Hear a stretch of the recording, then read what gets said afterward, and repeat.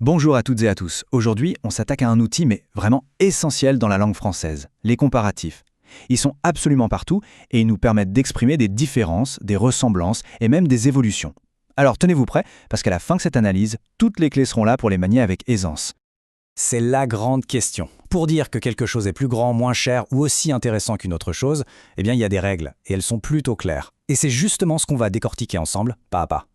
Voilà notre plan de match. On va commencer par les fondations, la formule de base, ensuite on va jeter un œil aux exceptions importantes, puis on verra comment comparer des quantités et des actions, comment on peut affiner tout ça, et pour finir, comment décrire une progression. C'est parti.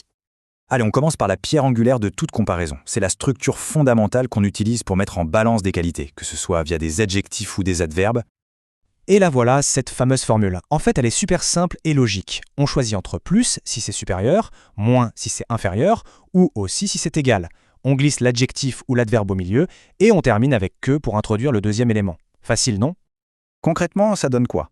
Eh bien, il est plus grand que moi, on est dans la supériorité. Elle parle moins vite que lui, c'est l'infériorité. Et ce film est aussi intéressant que le livre, là c'est l'égalité. La structure, elle, ne bouge pas d'un poil. C'est ça qui est pratique.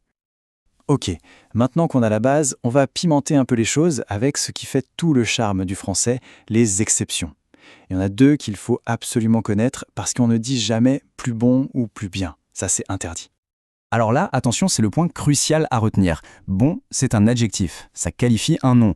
Son comparatif, c'est meilleur. De l'autre côté, on a bien, qui est un adverbe, ça qualifie une action, un verbe. Et son comparatif, c'est mieux. C'est vraiment la distinction à intégrer. Et ces deux exemples l'illustrent parfaitement. On parle de la qualité du restaurant, qui est un nom, donc on utilise meilleur. Puis on parle de la manière de chanter, qui est une action, et là on utilise mieux. Une fois qu'on a compris ça, c'est bon. Parfait, on sait comparer les qualités, c'est super. Maintenant, on va élargir un peu notre champ d'action pour s'attaquer aux quantités, donc avec des noms, et à l'intensité des actions, avec des verbes. Pour comparer des quantités, la règle est toute simple. Il faut toujours ajouter « de ». Ça devient donc plus de, moins de ou autant de. Et on met ça juste avant le nom en question. Par exemple, plus de temps, moins d'argent, attention au petit « de » devant la voyelle, et autant d'amis.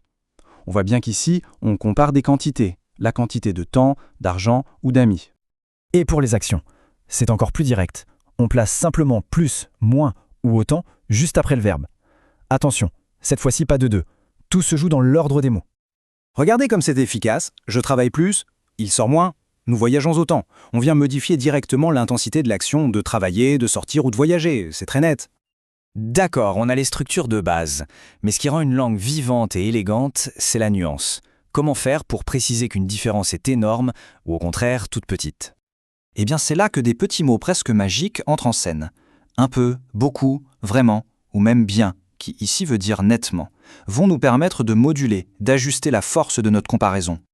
Et le mieux, c'est que c'est hyper facile à utiliser. Il suffit de placer ce petit mot juste avant le comparatif. Plus simple devient beaucoup plus simple, moins importante devient un peu moins importante. Ça enrichit la communication instantanément. On arrive à notre dernière étape, une structure un peu plus sophistiquée, mais incroyablement utile pour décrire une évolution, un changement qui s'étale dans le temps. Pour ça, on a des expressions doubles, des sortes de duos. De plus en plus pour une augmentation graduelle, de moins en moins pour une diminution, et le fameux de mieux en mieux pour une amélioration continue.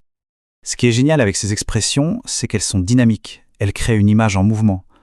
Le problème devient de plus en plus important, on sent que ça s'aggrave.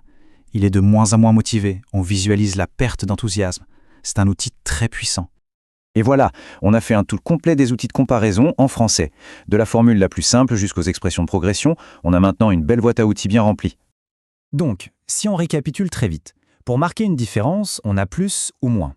Pour l'égalité, c'est aussi ou autant. On n'oublie surtout pas les exceptions, meilleur et mieux. Et enfin, pour parler d'une évolution, on a sous la main les expressions comme de plus en plus. Et il faut garder ça en tête. Au final, ce n'est pas juste une question de grammaire. Savoir maîtriser les comparatifs, ça veut dire être capable d'exprimer ses idées avec plus de finesse, plus de précision et oui, plus d'élégance. Et c'est ça le véritable objectif.